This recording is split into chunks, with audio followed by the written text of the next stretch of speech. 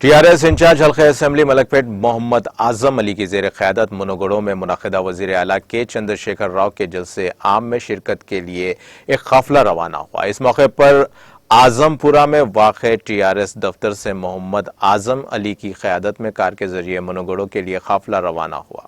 اس موقع پر T R S قائدین سید لائق علی کے علاوہ دیگر مقامی ٹی آر ایس قائدین اور کارکنوں کی کثیر تعداد موجود تھی۔